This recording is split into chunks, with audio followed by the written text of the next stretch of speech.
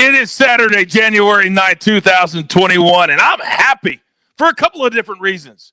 Welcome to the Early Edge, powered by SportsLine. I am the coach, and this is the only daily sports betting podcast that's in your feed before 11 a.m. every single day, 365, and we do it all in 10 minutes or less. Coming off a very profitable 7-2 night, and something I never thought I would say.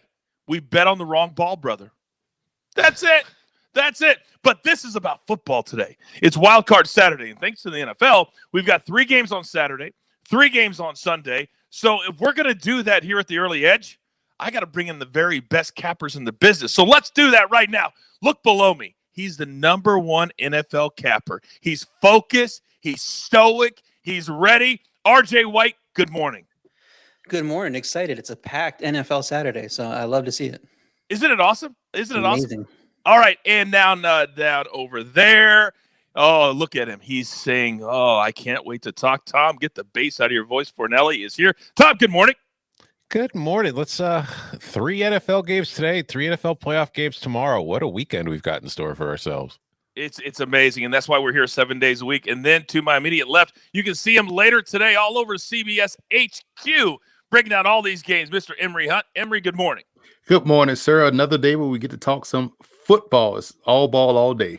And people love it. We're 10 minutes or less. So Darth, our leader, says, let's go. Okay, first game on the board, Colts and the Bills. Excuse me. According to our good friends at William Hill today, the Bills -6.5, the total sitting at 51.5, a 1 Eastern kick on CBS. RJ, you start us off. Give it to me. Yeah, I like the Bills here. Bills ranked number 1 in weighted DVOA heading into the playoffs. Nobody is hotter than this team. I know that the Kansas City's the best team in the league, but I think they can give them a run if they get to play them in the playoffs. That Buffalo's D stepped up down the stretch. You know, that's important with Indy running the ball well. I think Buffalo can get out to an early lead in the first half and exploit Indy's injuries at tackle to get to Rivers in the second half and prevent them from covering in the back door. So I think this line should be a little bit higher than 6.5. This is probably my best spread play of the day. I would go Bills -6.5. And then I also like the over in this game. I mean, that offense for Buffalo has been fantastic down the stretch. 3 straight games of 450 plus yards and 38 plus points. Indy's D hasn't been good in the second half. They routinely give up around 400 yards. And I have Buffalo scoring more than 30 in this game. So all Indy needs to do is get to 21, and I think this goes over. So I would like the over here better than the spread, but Bills in the over are my best plays of the day. I like the Colts and the points here. I think when you look at what the Colts do well, they run the football exceptionally well. And defensively, they remind me a lot of what the Bills used to be like last year. Now, the Bills do have talent on defense. They do have the ability to be opportunistic, but I think the run game of Indianapolis will do a great job of keeping this one very close.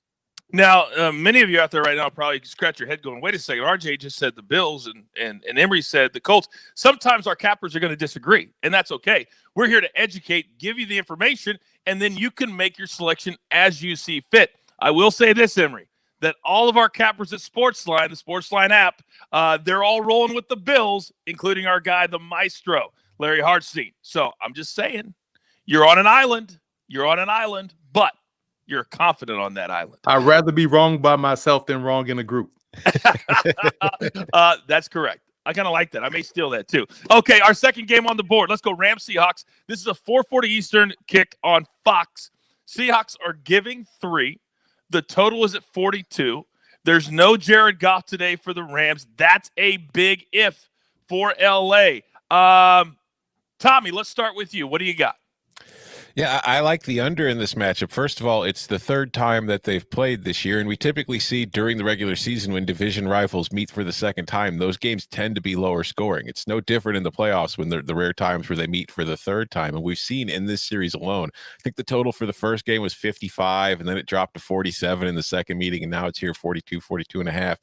But the first game featured 39 points. The second game featured 29 points, and whether it's Goff or Wolford, I just don't see the Rams offense doing a ton today.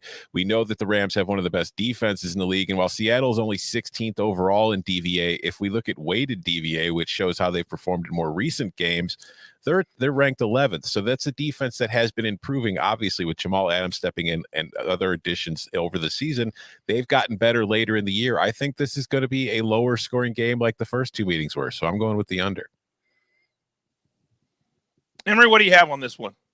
I'm laying those points with Seattle. I think you look at a defense that's getting hot at the right time. Their offense is getting healthier in the run game, and they're facing a Jared Goff that's coming off of a thumb injury. And if he doesn't play, They're facing John Wolford, who's limited in the passing game. So I'm laying the points with Seattle all day long.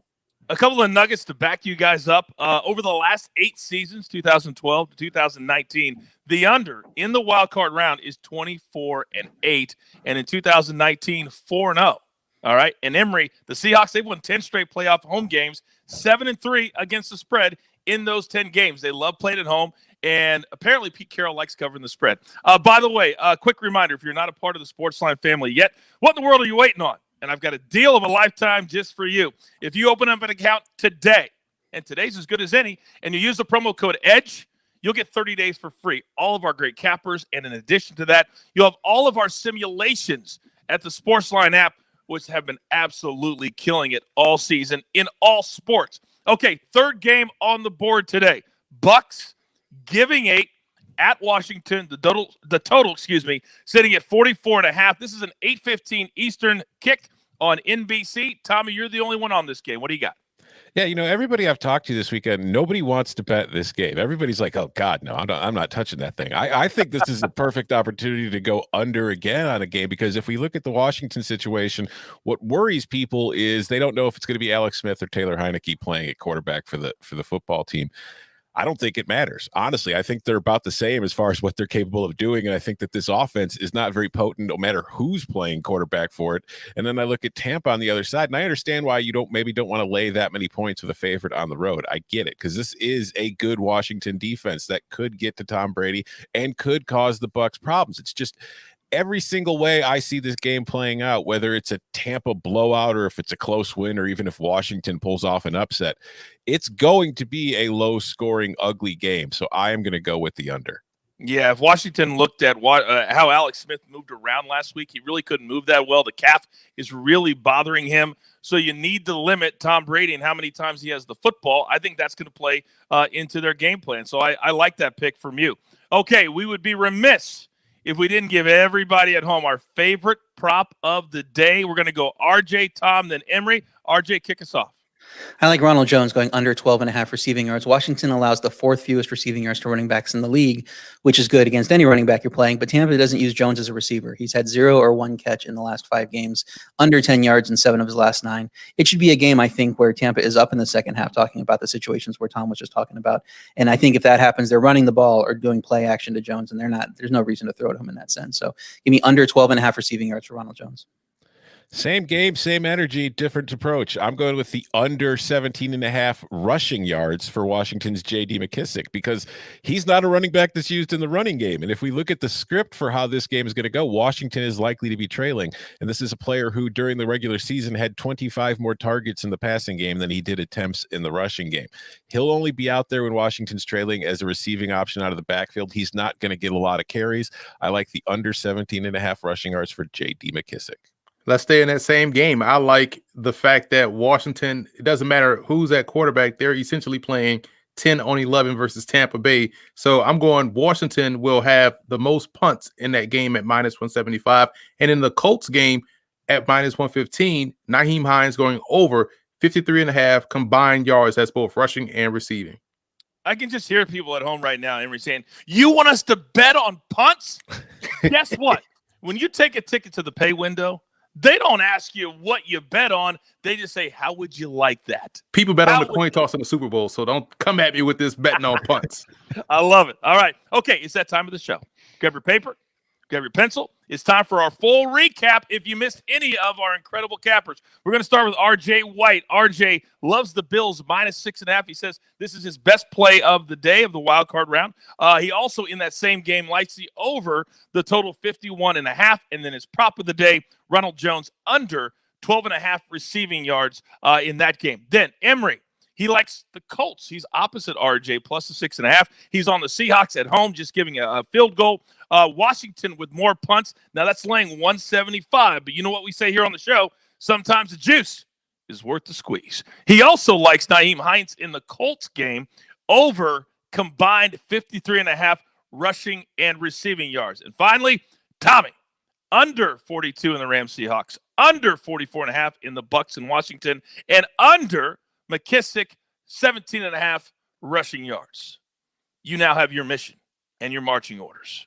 For Tom, take the bass out of your voice, Fornelli. For Emory Hunt, for RJ White, and Jacob the Jeweler, the man who puts this entire diamond together, let's take it all straight to the pay window. I am the coach, and this is the only place every single time for your daily early edge. Good luck.